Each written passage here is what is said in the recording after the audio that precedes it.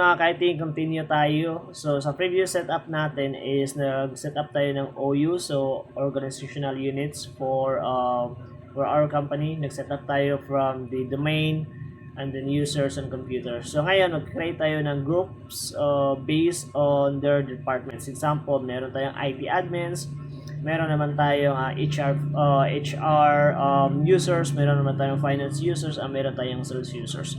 So, yun ang gagawin natin ngayon. For the next episode naman, so doon na tayo magde-deploy ng basic group policy.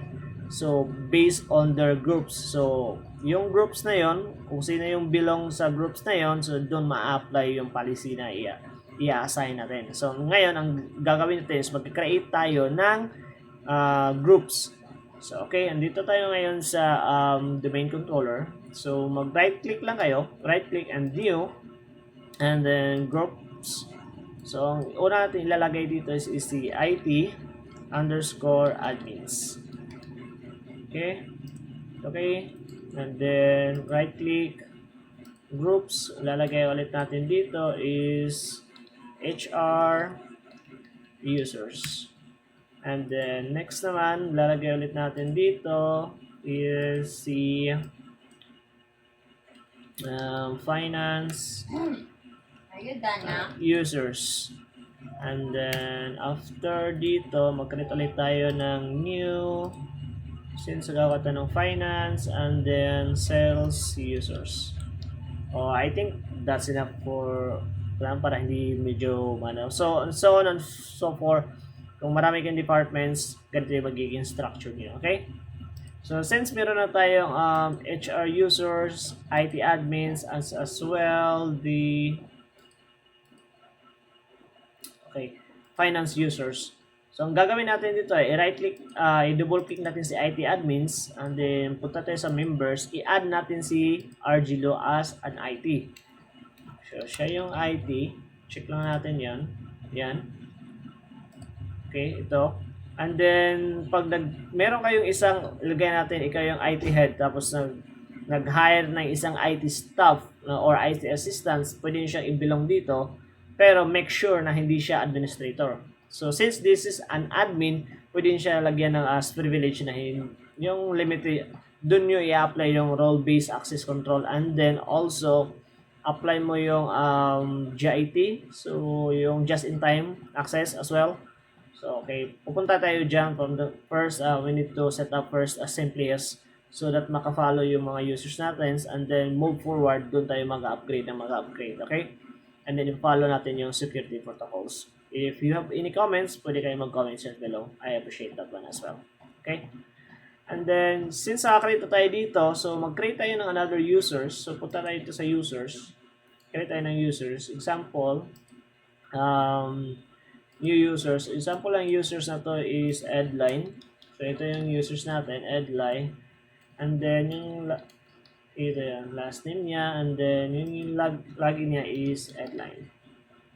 Okay, next. And then, most of the time, pwede nyo gawin to. So, users must change at next logon. So, maglagay kayo ng temporary password, send nyo sa email or pupunta ka doon sa desk niya. Ito yung maging temporary password. After you log in this, you need to create your own password. Okay?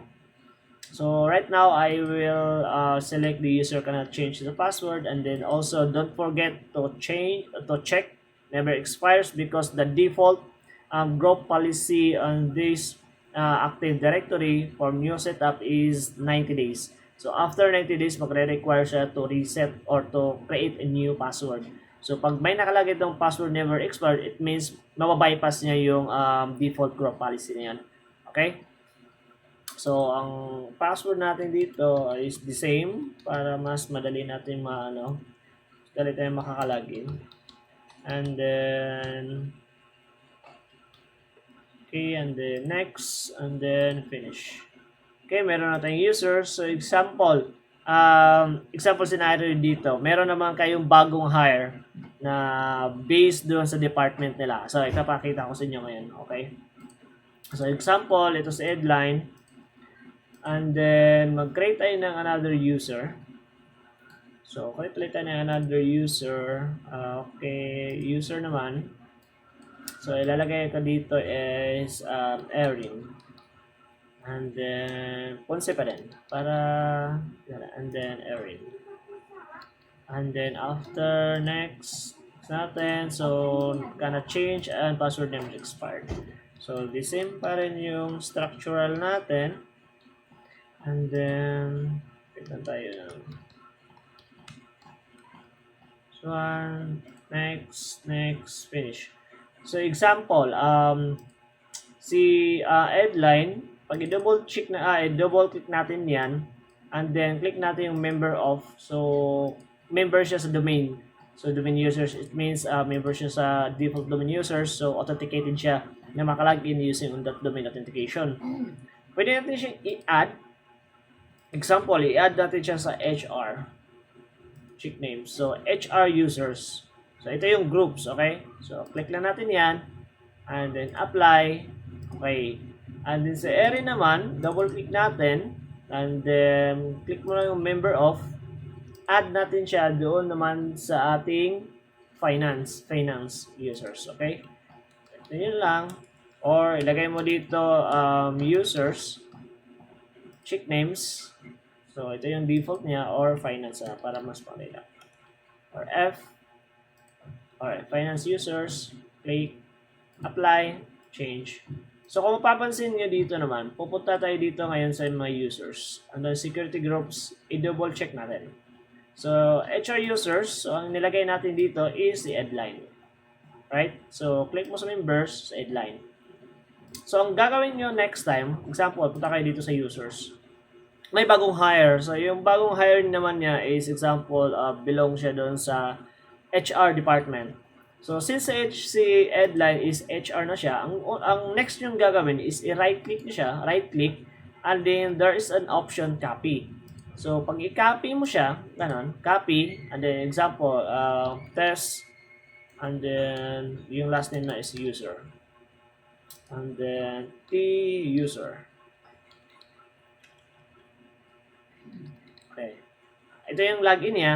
So, next na natin, and then yung password niya. So, papansin nyo, yung options na default pag nag-create ka ng new users is naka-check itong users must change password at next logon. But, yung kinapin natin yung profile ni Edline na member siya doon sa HR users groups. So, example, kung ano yung settings na sineset natin, ito yung nagiging default niya. So, okay, and then, check natin yung default password. There you go. And then ZTech 2026 1, and then hit natin yung next, and then hit naman natin yung finish. So example, so ano yung magiging perspective nyo dito? Ano yung magiging idea nyo? Kung pag kinapin natin doon, ano yung magiging next? So magiging next nito is kung si Edline, kinapin natin yung profile niya. So yung profile niya is member siya doon sa HR. It means yung users na kinapin natin sa base sa profile ng Edline, it means magiging member siya doon sa HR users groups. Okay? So, pag i-double click mo tong this user, and then member of, see? HR user siya. So, in the past, or in the near future, pag marami kayong hiring, ganito yung magiging gawin nyo. So, hindi na kayo mag-create ng users. After mag-create ng users, i-add nyo siya doon sa specific department kung saan siya belong. So, kung yung users nyo ma-identify mo sa Edline is based siya doon sa department na to, i-copy nyo yung profile para kung ano yung magiging nakasetup niya. Example, marami na siyang department na belong. So, ma-apply niya doon. Okay? So, ito yung magiging structure natin, guys. Next naman, sa next video natin, magde-deploy tayo ng group policy based doon sa example sa password policy, account lockup, Windows Update, disable control panel, as on as so forth. Alright guys, thanks for watching. See you next time. Bye-bye.